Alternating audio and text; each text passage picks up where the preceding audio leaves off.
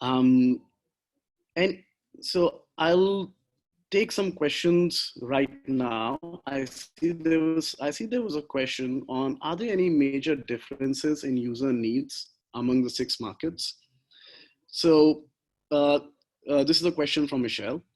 So yes, there were. For example, people in Vietnam and Singapore give a lot more emphasis to quality of food than, say, the market in Indonesia. The market in Indonesia gives a lot more emphasis to selection of to price compared to the market in Singapore, which might give a bit more emphasis to selection. So there were these differences, but what I told you was more at an aggregate level. Okay. We'll do a bit of our Q&A session after this. But next, I just want to talk to you about how do you solve for selection, right? Which seems to be the most important factor here. So the first flow that chart that I want you to see, and I expect some questions to come here, is how an Uber Eats in the US or Swiggy in India behaves today. A customer places an order, merchant receives the order and starts food preparation. Driver picks up the order and it gets delivered, right? It's pretty simple that way. Now the problem is, how does a player like GrabFood, which has entered the market so late, tackle selection? Because people say, hey, after price, it's the most important thing that I look for. And in some markets, they say it's the most important thing I look for. The problem with this approach is that it takes a lot of time to onboard restaurants, and there was no way we were ever going to be able to catch up. And that's why this is how things look like in a company like Grab. So from day one, we had something called the concierge model. We said, hey, you know what? A restaurant doesn't need to be registered on our platform. A restaurant doesn't need to partner with us. A restaurant doesn't need to integrate with us in order for people to buy food from us on that restaurant on our platform.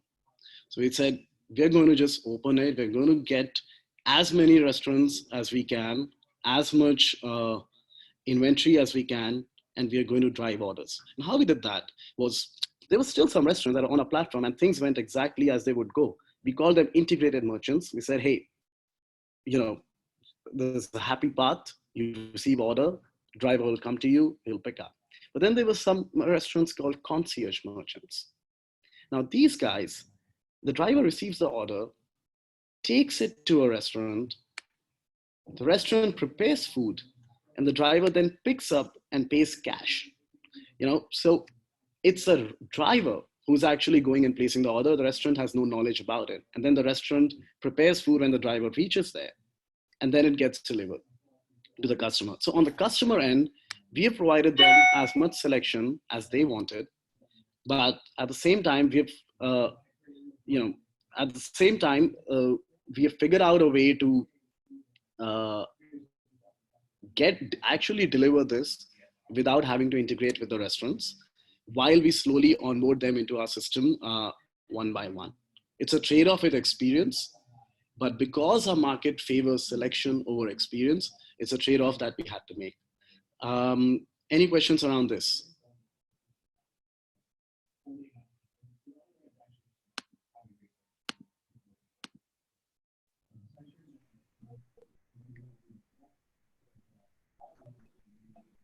Okay, hey, Ranu had a question.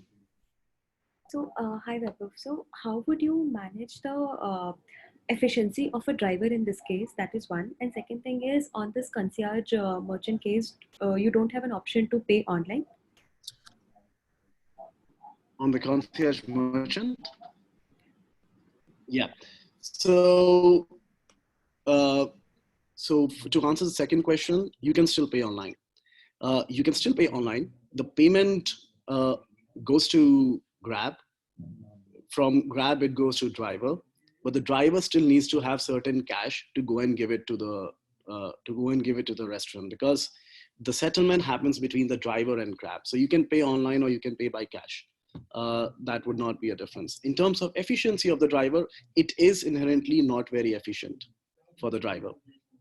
And the reason it is not efficient is because the driver has to go and wait for the restaurant to open the doors and so on. So hence, we actually needed to do a lot more to get a lot of merchants to become integrated merchants, because that is when the efficiency actually drives in. So, and that is actually something that I'm going to talk about next, on uh, how we drove the demand more towards integrated merchants, and hence got the merchants to become integrated. But yes, efficiency was an issue there. There were a couple of other steps taken. We increased delivery fees whenever you are ordering from a concierge merchant. So you want your selection, but the delivery fees is going to be high, right?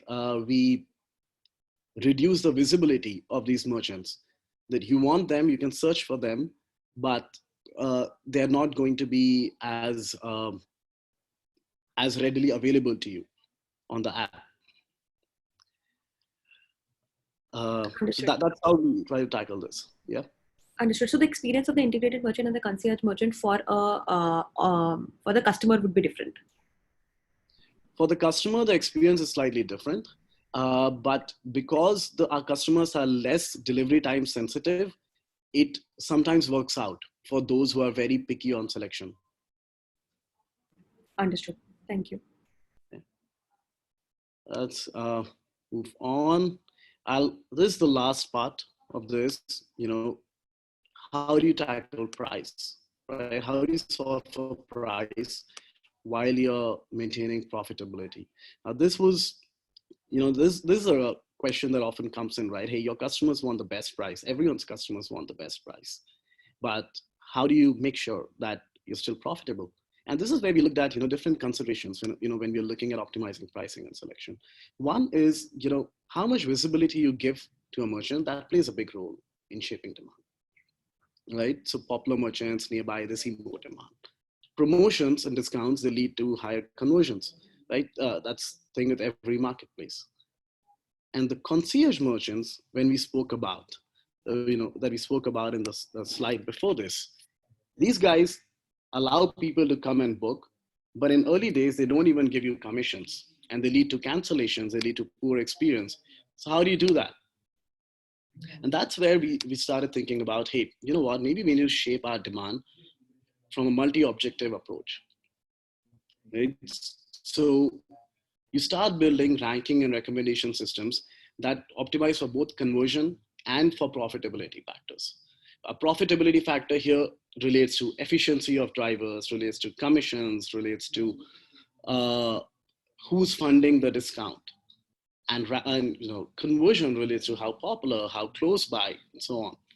So that is the evolution that had to take place. And when you're playing catch up, you actually go around and say, hey, look, I'm going to onboard everybody. I'm going to give customers exactly what they want. But then when you actually need to make money, you optimize on that. You do not take away the offering from people, but you actually go and optimize the system in such a way that you get a win-win situation from both perspectives. There are a bunch of machine learning models that went into it, and that's how that also solves one of the previous questions, that how did you solve for that efficiency? So essentially, we solve for that by shaping demand towards merchants who are more efficient and inherently more profitable, and getting the other merchants to behave in a manner that makes them more efficient and more profitable by signing up with us, by funding discounts, so that the marketplace can then drive the right behavior and continue to win over customers.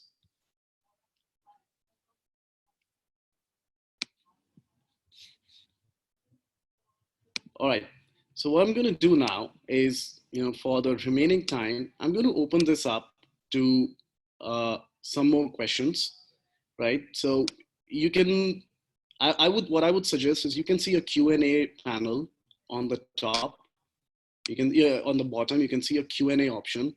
Just write down your questions there, and any question that has not been answered, and I'll answer them one by one.